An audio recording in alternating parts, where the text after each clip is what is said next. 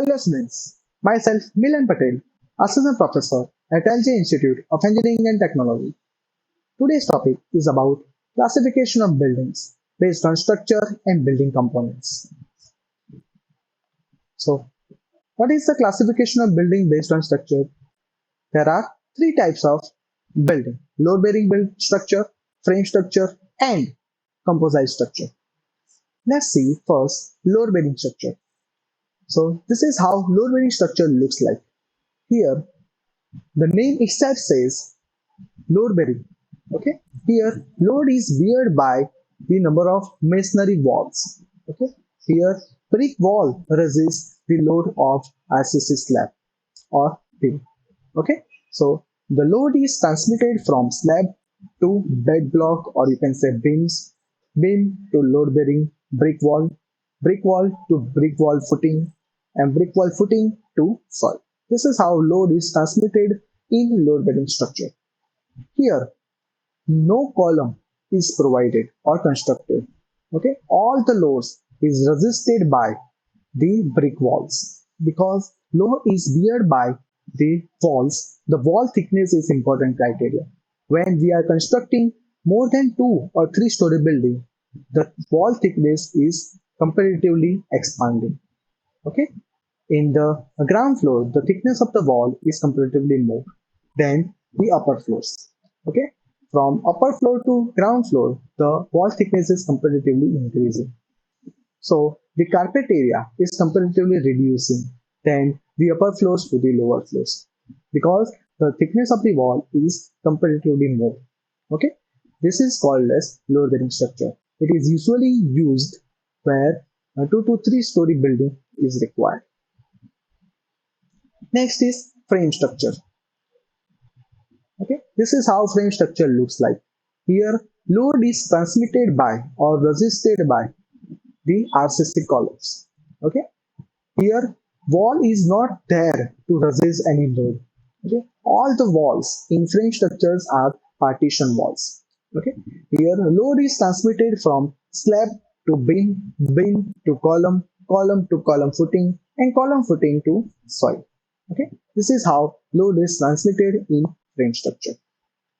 Here all the walls are partition walls, so the thickness of the walls is similar for all the floors. So carpet area is also similar for all the floors. It is comparatively more than the load bearing structure.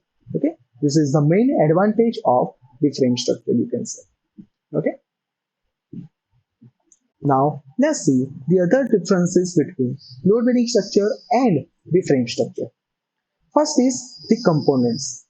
If we see the components of load bearing structures, the components of load bearing structure are load bearing wall, okay, slab, beam, wall footing, etc.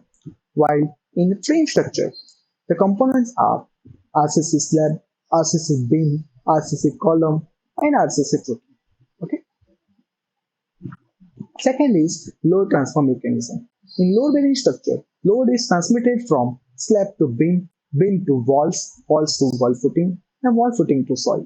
While in frame structure, load is transmitted from slab to beam, beam to column, column to column footing, and column footing to soil. Third is wall type. In load bearing structure, all the walls are load bearing walls which resist the load above them. Okay, and in RCC frame structure, all the walls are partition walls which is made by the bricks. Okay, and which is not there to resist any load. Fourth is thickness of the wall. In load bearing structure, the thickness of the wall is increasing from top to the bottom floors. Okay, while in frame structures, because all the walls are the partition walls, okay, they are not there to resist any load, so the thickness of the walls remains same for all the floors. Next is carpet area. If you see the carpet area in load bearing structure, this carpet area is decreasing from top floor to the ground floor, while in frame structure, because all the walls thickness is similar, so carpet area is also similar for all the floors. Okay, next is construction time. The construction time required for load bearing structure is comparatively more than the frame structure. Seventh, in terms of construction cost, if we see, RCC frame structure has higher construction costs than load bearing structure because the RCC cost is comparatively more than the brick cost. Okay. Next is life of structure. If we see the life of the life of frame structure is comparatively more than the life of load bearing structure. Next is material used. In load bearing structures, the material used are like brick, okay, RCC, etc. While in frame structure, all the components are made by the RCC, okay, which is reinforced cement concrete. And the 10th is soil strata.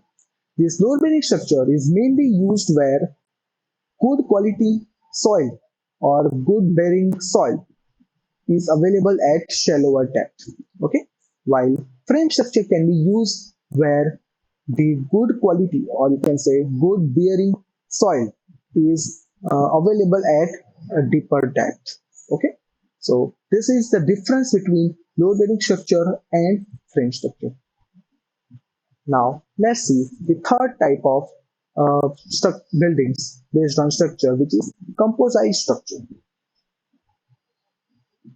So by this figure, you can clearly see here the load is transmitted by load bearing walls as well as RCC column. So this is the combination of load bearing structure and frame structure. At the outer periphery area, the load is resisted by load bearing walls, and in the inner part, RCC columns are there to resist or to transfer the load of slab to the footing.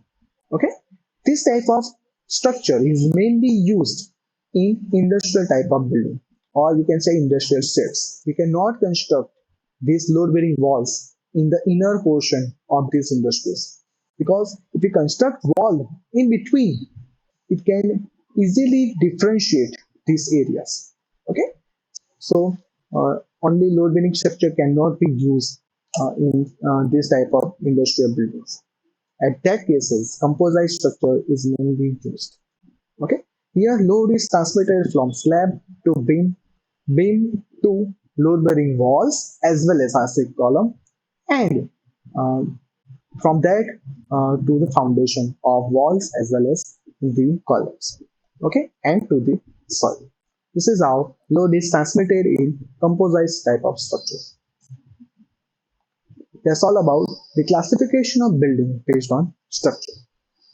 Now let's see the components of the building. Okay, you can clearly see one building here. Let's see the components of the building one by one from bottom to the top. Okay, we use this cross section of the building to understand more. Okay, this is the cross section of this building. Okay, the components which is above the ground level, okay, is called as superstructure components, and the components below the ground level is called as substructure components. In substructure components, the first is foundation, okay, or you can say footing of the building. You can clearly see footing here, foundation here. Okay, this foundation is a step type of foundation, okay, which is used in the walls. This foundation is there to transfer the load of superstructure to the soil. Okay, this is the main function of the foundation. Second is plinth. Plinth is one type of beam which is constructed above the foundation, okay, or you can say above the ground level, okay, by means of filling sand or mudam, etc. Okay, this is called as the plinth. This plinth is constructed to resist the rainwater comes into your houses, okay, and also to transfer the load of superstructure to the foundation. Okay, this is the functions of plinth. Next is BPC layer. The full form of BPC is damp proof coarse layer, okay, or damp proof concrete layer, you can say. Okay. This BPC layer is exactly above this plinth, okay, which resists the capillary action of the groundwater. Okay. Next is floor. Okay, this floor is nothing but the marbles or tiles which is fitted in your houses. Okay, which is exactly above the plane, or you can say exactly above this DPC layer. Next is wall. Okay, next is seal. You can clearly see seal here. Okay, this is the lower portion or lower part of the window.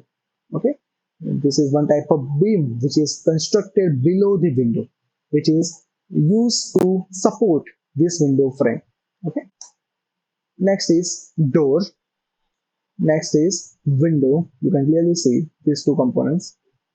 Next is lintel. Lintel, you can clearly see, is the upper portion or upper part of window as well as the door.